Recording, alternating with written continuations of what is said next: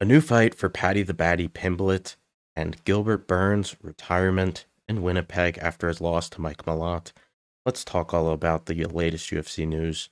Good morning, good afternoon, good evening, and good night. This is MMA 365, the greatest UFC news YouTube channel. So be sure to subscribe, especially because 91.5% of you watching are not currently subscribed. So if you're a first-time viewer or a regular viewer and you enjoy this video, then please consider hitting that subscribe button. It helps me out. Thank you. So this was announced just a couple hours ago. It is still technically a rumor, but it's from a source that I deem to be credible.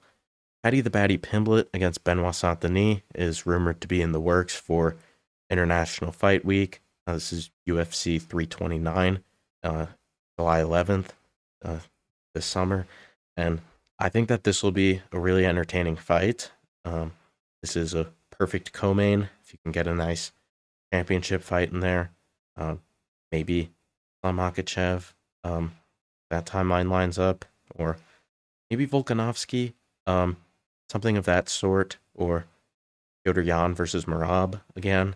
I think any of those fighters would be perfect to main event this card, and this is a very good co-main.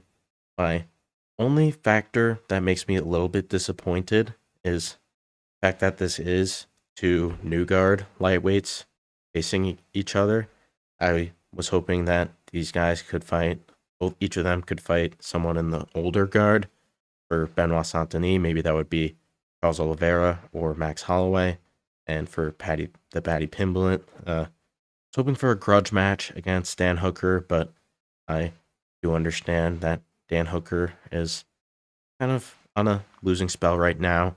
So keep Paddy near the top of the rankings. Both of these guys do have noticeable holes in their games, but this fight should be really entertaining. I wouldn't be surprised if either of these guys win by something ridiculous like a falling piano or something of that sort, something comical and cartoonish. So I am excited to watch this fight. But if I were to be playing UFC Matchmaker, then I would have done something like Max Holloway against Benoit Saint-Denis, and then Paddy Pimblett against. You could do Dan Hooker. Maybe Mateusz Gamrot just fought, so that timeline doesn't really line up. But I do think that this opens a window for a fight that I'm really hoping to see, and that's a rematch between Arman Tsarukyan and Charles Oliveira. I want that fight to be 5 rounds if it happens again, because when they fought at UFC 300, it was 3 rounds, and it was a split decision. I thought Arman won, but it was definitely very contested, and there were 2 extra rounds, then maybe things would be different. Maybe someone would have a clearer edge, or someone would have gotten a finish. So I think that would be a really great fight to make now, given that Ilia, Justin, Benoit, and Paddy are all booked. Max Holloway, well, Oliveira just beat him. So having that as like a main event for a marquee fight night, maybe one of the international ones in Abu Dhabi or Qatar, something of that sort. That's a fight that I'm hoping we can see later this year. I think that placement wise and stakes wise, timeline wise, everything lines up, and it would be a really entertaining fight. Presumably, I mean the first fight was, and both of these guys have momentum right now. But yeah, as of right now, most of the lightweight division is not booked. Ilia and Justin are booked, but that's pretty much it. Joe Hoofy is fighting Michael Chandler, also on the White House card, but a lot of these guys either just fought or are kind of on the sidelines looking for a fight soon, including both Benoit and Paddy before today. Again, this fight is not confirmed by the UFC, but I would say that I would consider it to be fairly certain to be at least in the works, and probably will be happening on July 11th. So I'm looking forward to this fight. But I've done things differently, maybe. But overall, I can't complain because it should be a good time. And especially for International Fight Week, something where UFC normally does like having more entertaining pay-per-views to load up a card. This is a perfectly good co-main event, something to get us excited. So yeah, all in all, can't complain. And I do have to talk about this, rather unfortunately. Gilbert Burns retired. He lost to Mike Malott. This fight was not close. Um, yeah, kind of just gave up, and it was time. Leave the game before the game leaves you. Um, Gilbert Burns, he's leaving the UFC, coming off of 5 straight losses.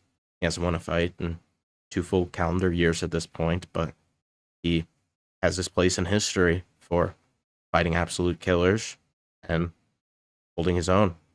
Fought against Khamzat, fought against Jack Madalena, fought against Michael Morales, been a UFC mainstay in the rankings for years and years at this point. But he hung up the gloves. So long, Gilbert Burns. I do think it was time, but you will be missed. Hopefully, someone can take your place in the welterweight rankings. I don't exactly think that Mike Malott has that dog in him, but maybe we'll be pleasantly surprised, because we always do need more contenders. So that's a good problem to have. But yeah, I still am skeptical of Mike Malott, and this win doesn't make me exactly feel better about his hopes. Anyways, Charles Jourdain won in the co-main against Kyler Phillips. So I would expect a ranked opponent for Charles Jourdain in his next fight. He's on a nice little run right now since moving to bantamweight. But outside of that, I mean, that's really all of the stakes that this card had. There were a few entertaining moments. Marcio Barbosa, he had a really sick knockout on the prelims. This bazooka guy. I would look up that clip if you hadn't seen it. It was really clean, like really sick highlight to watch. And this is Barbosa's first fight in the UFC, so maybe he has some run in him as a featherweight contender. Absolutely loaded division, but yeah, more contenders. Again, it's a good problem to have, but all in all, I mean, this was one of the UFC cards of all time, 2026. Like, I really have no further comment. This was a card that happened, and boy, did we have a time. Yeah, dude, I was hanging out in New York City with my friends, and there's hockey, there's basketball on, like WrestleMania on. We have so many things to watch.